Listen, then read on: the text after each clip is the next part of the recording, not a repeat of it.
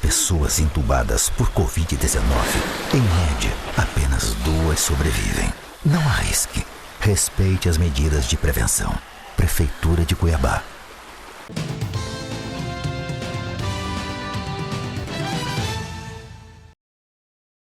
Olá, você que nos acompanha pelo RDTV. Hoje nós temos aqui no estúdio o deputado estadual Allan Kardec, pelo PDT.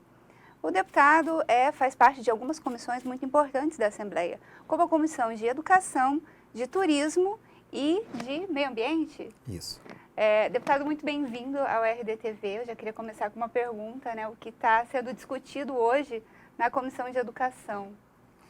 Primeiro, quero agradecer a oportunidade de retornar aqui no RDTV. Foi a minha primeira experiência em entrevista com o mandato. Se não me engano, no mês de março, abril de 2013, na condição de vereador eleito em Cuiabá, eu vim aqui nesse estúdio, então sempre bom retornar aqui.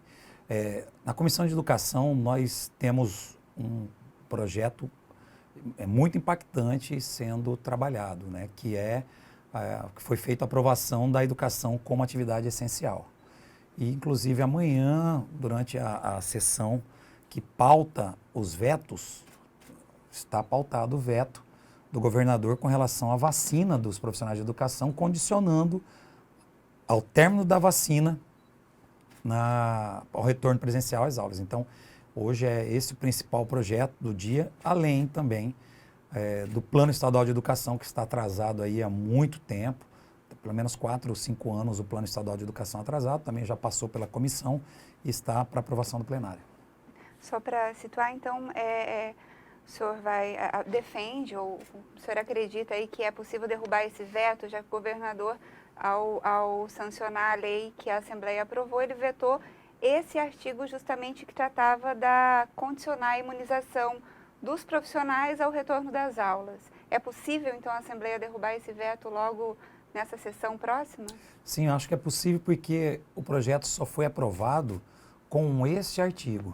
Com esta emenda, o artigo 4º da lei, é uma emenda proposta pelo deputado Tiago Silva, que condiciona o retorno das aulas nas escolas públicas estaduais mediante a imunização de todos os profissionais de educação. Então, o projeto foi aprovado porque houve este acordo. Foi uma corda esticada entre as escolas de iniciativa privada, as escolas particulares, que já estavam voltando ao seu ritmo de aula, e as escolas da rede estadual, as escolas públicas, e eu também atribuo aí a questão das escolas municipais.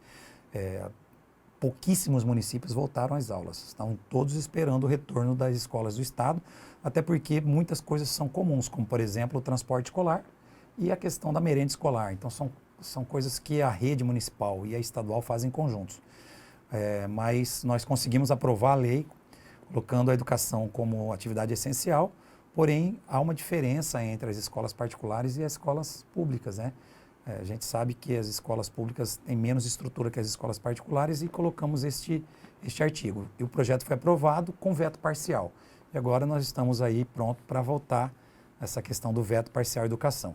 Os deputados que aprovaram a lei condicionada a essa questão, eu acredito que eles vão manter a coerência em plenário e, obviamente, vão votar pela derrubada do veto. O senhor vem da educação, né? O senhor acredita que é seguro o retorno das aulas? Aí a gente, em meio à possibilidade de estar vivendo o início de uma terceira onda de contaminação da Covid.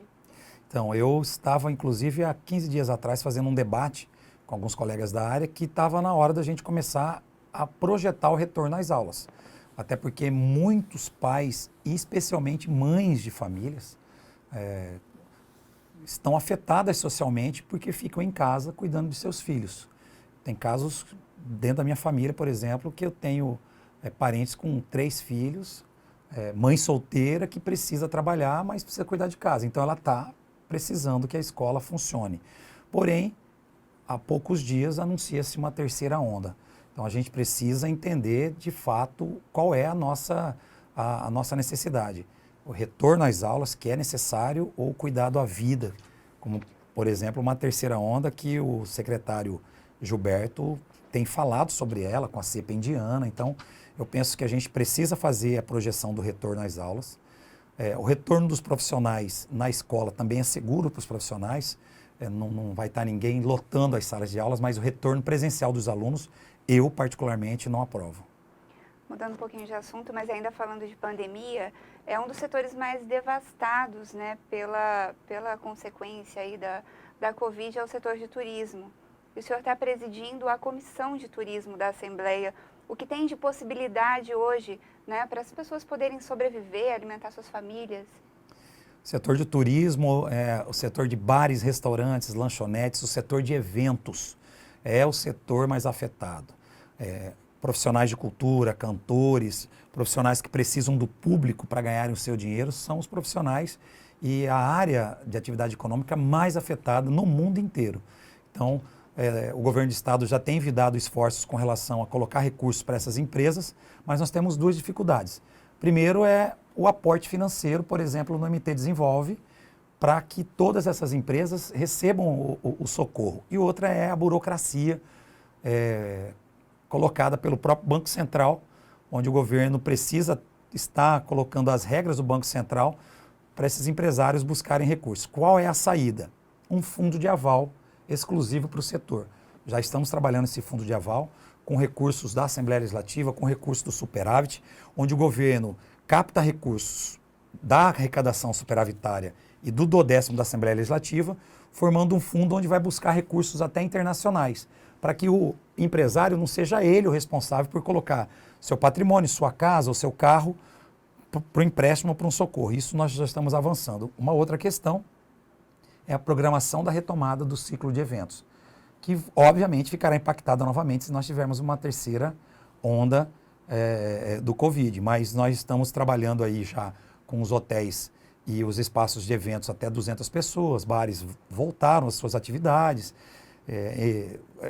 retorno também das atividades presenciais com shows e eventos, mas isso depende muito de como que vai estar a questão da pandemia e o controle da pandemia. E ao passo que a gente precisa liberar essas atividades para o setor turístico, nós estamos com uma lentidão no avanço da vacina também. Então parece que tudo está indo contra esse setor.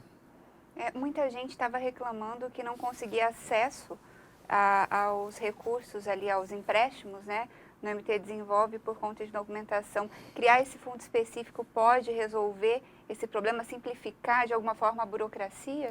Sim, facilita muito, porque é um fundo de aval.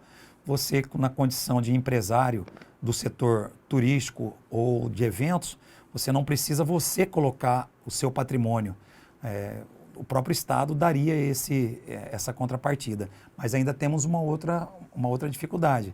Quem vai buscar recurso é porque está precisando. Se está precisando, já deixou conta atrasada. Então, nós precisamos quebrar, por exemplo, a barreira dos negativados. Quem está no Serasa, SPC, quem está no Cadim, não tem condição de buscar esse recurso.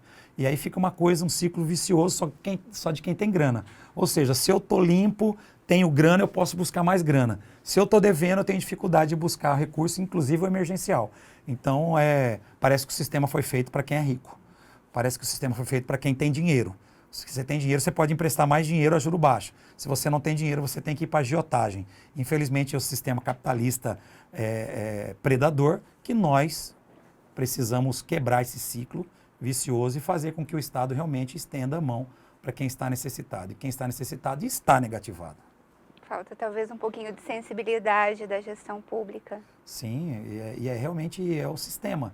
Muitas vezes a gente ouve alguns estudiosos falarem que o sistema é um sistema perverso, capitalista, da exploração do homem pelo homem, da exploração do capital, e tá aí o fato, está colocado, está bem na nossa face. Eu vou falar para vocês dos empresários de bares e restaurantes, que não conseguiu quitar o seu débito com o fornecedor de bebidas, com o fornecedor de alimentos, com a própria Energisa, que até outro dia estava cortando o fornecimento de energia. Ele está negativado, já tinha um empréstimo que ele estava pagando, parou de pagar esse empréstimo, e agora o Estado abre uma linha de crédito para ele, mas ele não tem acesso ao crédito, porque ele realmente está negativado. Então, nós temos que inverter essa lógica e o Estado realmente trabalhar como um grande agente social nesse processo. Deputado, mudando de assunto, né? O senhor também tem uma atuação muito enfática em relação aos projetos de educação física, né? Tem agora um projeto aprovado que prevê destinar recursos para times da primeira divisão do Campeonato Estadual de Futebol. Esse recurso já chegou? Não, nós conseguimos, depois de 12 anos, sem nenhum convênio entre a Federação Mato Grossense de Futebol e o governo do Estado, no ano de 2019 eu estava na condição de secretário de Estado de Cultura, Esporte e Lazer. Nós começamos a trabalhar um novo convênio para fomento do futebol profissional em Mato Grosso. E também trabalhamos junto com a Federação Mato Grossense de Futebol e o Tribunal de Contas, trabalhamos para que a federação pudesse limpar o seu nome. Acabamos de falar das inadimplências aí. Foi firmado um TAG, um termo de ajustamento de gestão, onde a federação devolveria parte dos recursos oriundos de 10 anos atrás, 12 anos atrás, e foi feito. Isso é mérito para a atual federação, a atual diretoria da federação, e fizemos um convênio pequeno, um aporte de R$180 mil, abrindo possibilidade para um grande projeto que eu apresentei na Assembleia Legislativa, que é o projeto de fomento ao futebol profissional, colocando um recurso na ordem de até R$1 milhão para as 10 equipes que disputam a primeira divisão do futebol mato-grossense no ano que vem. Esse ano já acabou o estadual, então já até deixo um recado para os clubes que estão disputando a segunda divisão, como o Grande Misto Esporte Clube, como outros clubes do interior do estado, o Grêmio Sorriso. Eles questionaram, mas nós da segunda divisão não vamos ser socorridos, não vamos receber esse socorro financeiro? Não. Vocês trabalhem para ir para a primeira divisão, porque esse recurso, caso aprovado pelo governador, será para o ano que vem. Um aporte de 100 mil para cada clube, sendo que 30% desse recurso é obrigado a estar sendo investido no futebol feminino e na base. Então é um projeto de incentivo, não é novidade, nós não estamos inventando a roda. O governo do Pará investe 3 vezes mais que esse valor no futebol paraense, o governo de Goiás, o governo de Mato Grosso do Sul, todos os governos auxiliam o futebol. Com a ascensão do Cuiabá à primeira divisão, nós teremos sim um crescimento qualitativo do futebol em Mato Grosso e de toda a indústria que cerca isso. Indústria de produção de uniformes, de premiação, a questão da mídia televisiva, das mídias sociais, do entorno dos estádios.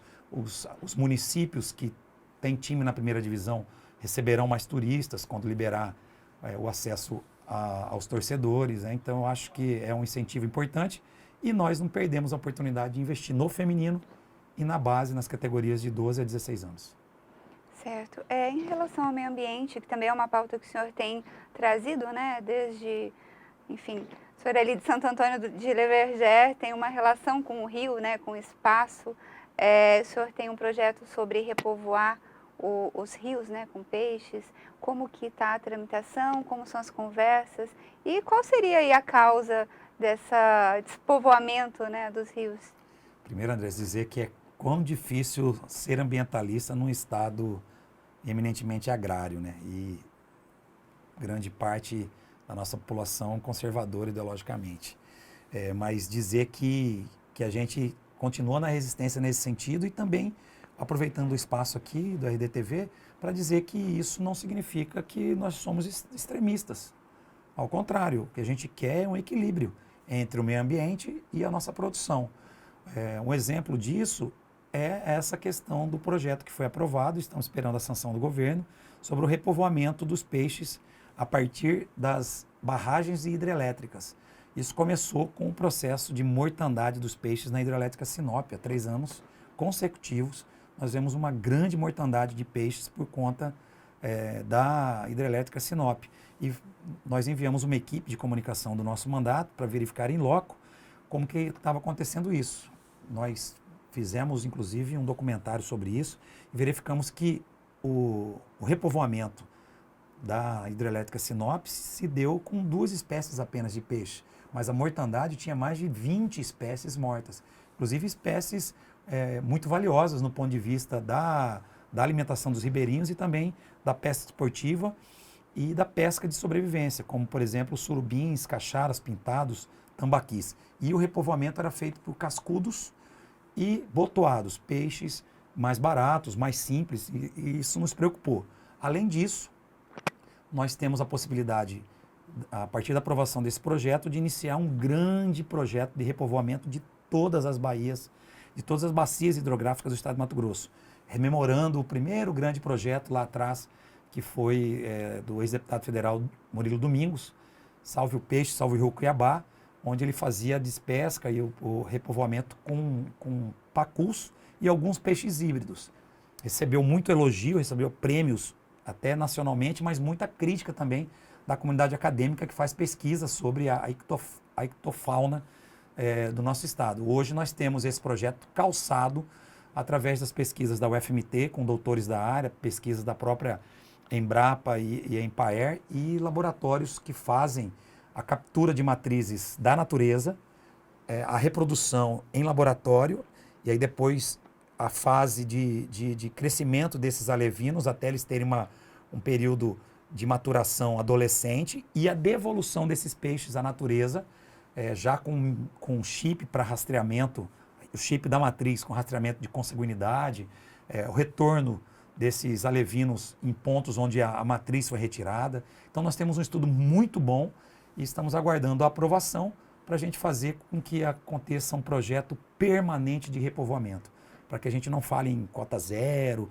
para que a gente não fale mais em parar com o processo de pesca esportiva durante algum período, e mais que isso, que a gente possa fazer a conscientização de todos os mato-grossenses que recuperar áreas degradadas e utilizar o espaço da produção em conjunto com o meio ambiente dá certo e é com certeza a nossa saída econômica internacional. Sim. O senhor estava falando que, né, da sua experiência ali na Secretaria de Estado de Cultura, Esporte e Lazer. O senhor teve no governo Mauro, né, dentro do governo Mauro, e agora na Assembleia, ainda ali na base, mas com alguns enfrentamentos. Qual é a sua avaliação da gestão Mauro Mendes? Eu acredito que o governador Mauro e toda a gestão recebeu o Estado numa condição deplorável na questão econômica e fiscal, com mais de 4 bilhões de restos a pagar, e eu sou prova viva disso. A nossa secretaria é pequena, como é orçamentariamente, né? Como é a Secretaria de Cultura, Esporte e Lazer, nós tínhamos mais de 22 milhões de restos a pagar. Nós tínhamos aí mais de 100 fornecedores quebrados, com meses e meses de recibos sem pagamento, né? E foi colocado em dias em menos de um ano. Ainda no ano de 2019 praticamente foi zerado o resto a pagar de quase todas as secretarias. Montamos um planejamento de contenção de recursos e captação de recursos em 2019. Foi-se montado um planejamento de ampliação desses recursos e melhor destinação desses recursos em 2020. E 2021, infelizmente 2021, com o ano pandêmico, muitas coisas no lado social faltou avançar. E aí está o meu ponto divergente com o governo, nas questões que tange ao servidor público e também a ampliação de setores que ajudam a questão social, como, por exemplo, a criação de emprego e renda. Penso que o governador e o governo estão de parabéns na questão econômica, enxugou realmente a máquina. Nós tínhamos só na Arena Pantanal mais de 23 servidores cedidos à Arena Pantanal, e hoje se toca com 5, 6 pessoas dentro da Superintendência de Infraestrutura da Arena Pantanal e trabalhando de maneira mais eficiente que no passado. Então houve um enxugamento da máquina a partir de cargos comissionados, e houve, obviamente, uma arrecadação de impostos, e isso reflete também, muitas vezes, na insatisfação de alguns setores, especialmente do serviço público, porque ampliou o imposto previdenciário do servidor público de 11% para 14%, aumentando 3% o imposto previdenciário. E do aposentado, que não pagava a previdência até o teto do regime geral, que é R$ 6.400, só a diferença de quem ganhava mais, passou a tributar todo o salário do aposentado. E essa divergência com relação ao aposentado que fez com que eu saísse do governo Mauro e voltasse para a Assembleia para fazer essa votação e continuasse na condição de deputado, que é da base. Nós fazemos um trabalho firme com o governo, porém com a liberdade de fazer o nosso posicionamento e o nosso voto de acordo com a nossa consciência dos nossos grupos políticos. E a gestão Emanuel Pinheiro aqui em Cuiabá, como o senhor avalia? O senhor que está sempre aí andando pela capital, indo nos bairros. Eu parabenizo a gestão Emanuel Pinheiro no que tange o atendimento às comunidades. Eu moro em comunidade. Eu moro desde que eu vim para Cuiabá no mesmo bairro, na mesma casa, há 35 anos. E, inclusive, já aproveito aqui a cobrança para o nosso prefeito que a gente precisa avançar nas obras lá de questão de infraestrutura. Eu moro entre o Jardim Gramado, o Parque Jorge e o Copema. Já foi feito algumas coisas nesses primeiros 4 anos, mas precisamos avançar. A educação, que já vinha melhorando a educação desde o governo Mauro, houve aí uma questão que avançou nos processos pedagógicos. Os serviços urbanos faz um trabalho muito bom com relação à questão da urbanização, limpeza, troca de iluminação, mas nós temos críticas ao governo Emanuel Pinheiro na questão da saúde. Eu venho fazendo essa crítica desde o governo Mauro Mendes. Tanto o Mauro quanto o Emanuel Pinheiro pensa muito em alta e média complexidade. O novo pronto-socorro, as cirurgias, e agora vem Covid, e se esquece de trabalhar aquilo que é a obrigação dos prefeitos dos municípios, que é a saúde básica. As equipes de PSF, os NASF, que é o Núcleo de Apoio à Saúde da Família, não foi implementado desde a época do Mauro, que é o profissional de educação física nos bairros, a nutricionista dando atendimento, as enfermeiras e psicólogos. A gente está muito focado na alta e média complexidade. Quem que é o dono e o pai do pronto-socorro, enfim. Se a gente aplicar um pouco mais de energia e um pouco mais de investimento na saúde básica, nós vamos com certeza desafogar os hospitais que trabalham com a questão da urgência e emergência. Você acredita que, de alguma forma, a relação conflituosa entre governador e prefeito da capital prejudicou aí as ações durante a pandemia? Não tenho dúvida, prejudicou diretamente. A falta de diálogo entre o prefeito da capital, da cidade mais importante do estado de Mato Grosso, da cidade mais populosa do estado de Mato Grosso, com o governador, e a falta de diálogo do governador com o prefeito, atrapalhou e muito. Tinha condição da gente estar, desde o começo dessa pandemia, trabalhando em conjunto. Economizaríamos e teríamos soluções mais práticas. Infelizmente, aconteceu vários desencontros e enfrentamentos, inclusive, de decretos e de resoluções. E quem sofreu foi o povo e ainda continua sofrendo. Agora, entrando num assunto um pouco mais polêmico até do que essa rusga que já se estende aí, né? A gente tem uma decisão agora que seria favorável a Gilmar Fabris e ele tenta, de alguma forma, descongelar os votos e recontar. O senhor está acompanhando esse processo porque isso implica na sua vaga na Assembleia. Sim, acompanhei todo o processo na esfera eleitoral. Eu entrei na condição de assistente do processo do Ministério Público, acompanhei o julgamento do TRE, onde não houve êxito o pleito do deputado de fazer o registro da sua candidatura. Acompanhei também a questão do recurso ao TSE, onde o Tribunal Superior Eleitoral manteve a decisão do TRE em unanimidade. 7 ministros votaram para não provimento do registro de candidatura do deputado Gilmar Fabris. Houve uma tentativa de subir o recurso ao STF, mas houve a negação desse recurso. O recurso não foi provido e se encerrou, então, lá no TSE, a possibilidade de registro da candidatura. Houve o trânsito julgado dia 6 de novembro de 2019 e correu-se o prazo de 120 dias na esfera eleitoral para que houvesse qualquer tipo de reversão naquele processo. Já no processo criminal, eu não tenho nenhuma ligação, não tenho por que eu estar acompanhando ou assistindo ou colocando qualquer tipo de ação jurídica nisso. Só sei daquilo que vem da mídia. E com a segurança dos nossos advogados que uma coisa não comunica mais com a outra. O deputado Gilmar Fabris tem todo o direito de ampla defesa, de contraditório, inclusive teve uma vitória parcial no STJ, onde o próprio ministro que tinha aumentado a pena dele retroagiu, segundo a própria imprensa, mas mesmo se ele for absolvido, que talvez isso possa acontecer, ele não tem, na visão dos nossos advogados, condição de retornar ao TRE ou conseguir liminarmente algo que faça com que o registro de candidatura dele, que já foi negado em todas as instâncias, reapareça de uma hora para outra e seja contados os votos dele. Então, na questão eleitoral que eu acompanhei e nos pareceres da nossa equipe de advogados eleitorais, esse caso está encerrado. O deputado Gilmar Fabris, tendo êxito na sua questão criminal, eu espero que ele consiga êxito nessa questão, ele pode concorrer à próxima eleição. Ele vai estar liberado, vai estar livre do processo de ficha suja para a próxima eleição. Para a eleição de 2018, ele precisava estar apto no momento do registro da candidatura. Pelo menos é isso que os nossos advogados garantem com toda firmeza. Seguro de concluir o mandato? Seguro totalmente. Acho que o mandato já está caminhando para o fim, 1 ano e meio para terminar o mandato. Acho que a gente vai concluir o mandato e de uma maneira exitosa. Vai à reeleição?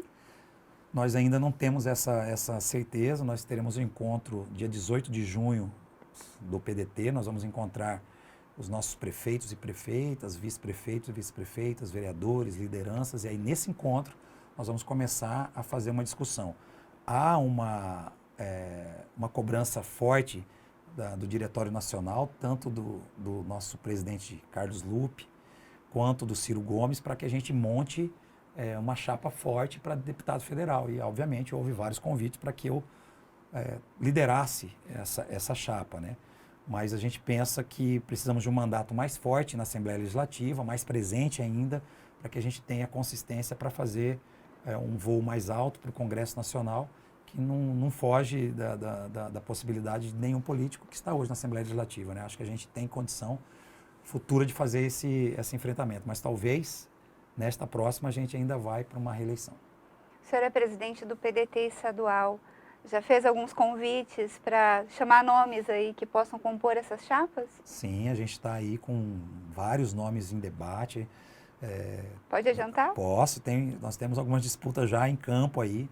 Uma delas é do Silvio Fidelis, secretário de Educação, Cultura, Esporte e Lazer de Várzea Grande. Fiz oficialmente esse convite junto com a nossa executiva do PDT. O nosso vereador Ícaro Reveles, que é o vereador do PDT em Várzea Grande, está cuidando disso pessoalmente. Eu já tive com o secretário, com o prefeito Calil, com o vice-prefeito Azama. Então, o Silvio Fidelis, se der tudo certo, ele será um quadro importante para nós nesse processo das eleições do ano que vem, com disposição de disputa e com condição de vitória, tanto para federal quanto para estadual. Fizemos o convite oficial para o doutor Euclides Ribeiro. Ele disputou a vaga de Senado, nessa vaga extemporânea, e eu pude acompanhá-lo no interior do estado de Mato Grosso. Ele fez uma defesa da recuperação do CPF que está negativado. Acabei de falar um pouco sobre isso aqui. O Ciro Gomes falou em 2018, o projeto CP Ciro. Então, ele não tinha contato ainda com o interior do partido e acho que ele tem muito perfil, é um perfil progressista, mais liberal da iniciativa. Ele é um profissional liberal, mas entende que a mão do Estado é importante no interior, principalmente. Antes ele tinha uma cabeça um pouco mais liberal. Aí quando ele vai para um município como Poconé e vê a necessidade de um povo ter o aporte, por exemplo, do Bolsa Família, dos programas sociais, começa a entender a importância de partidos como o PDT. Então, ele é um quadro que hoje seria muito bem-vindo ao PDT. Outro quadro é a doutora Natasha Slezarenko, está disputadíssima no mercado. Eu acho que ela tem convicções progressistas, ela tem uma raiz de centro-esquerda, ela quer ter uma identidade própria, né? Então, ela está aí dividida. A gente tem falado bastante com a Natasha e vários outros nomes aí no interior do estado, mas eu destaco esses três nomes com condição de fazer disputas grandes, inclusive. A Natasha tem falado de Senado e o PDT tem condição de garantir esse espaço, inclusive. Então, Silvio Fidelis, Euclides e Natasha. Para começar, se está querendo tirar todos os meus nomes, eu vou ficar por aqui. Tudo bem, deputado, muito obrigada pela sua presença. Se o senhor quiser se despedir, fica à vontade. Eu que agradeço a oportunidade de estar aqui com vocês na EDTV e parabenizar toda a equipe, toda a direção desse meio de comunicação multifacetado. É site, TV, um espaço onde a gente tem condição de falar direto com o público. Obrigado. Obrigada. Obrigada a você que nos acompanha, lembrando da importância do uso de máscaras faciais. Aqui no estúdio a gente retirou só nesse momento da entrevista, numa distância adequada. Continue com a gente acompanhando o RDTV, o RD News. Até mais.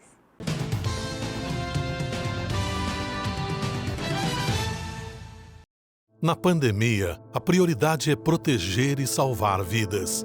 Mas o trabalho da Prefeitura de Cuiabá também avança em outras áreas, como a mobilidade urbana. Primeiro entregou o viaduto da Avenida das Torres e agora o viaduto da Avenida Beira Rio, que melhorou o trânsito não só dos arredores, mas de toda a Grande Cuiabá. 2 grandes viadutos construídos com recursos próprios pela primeira vez na nossa história. Essas entregas são resultado do esforço permanente da Prefeitura na busca de soluções modernas e definitivas para melhorar a mobilidade na nossa cidade. Cuiabá vai continuar avançando. Prefeitura de Cuiabá.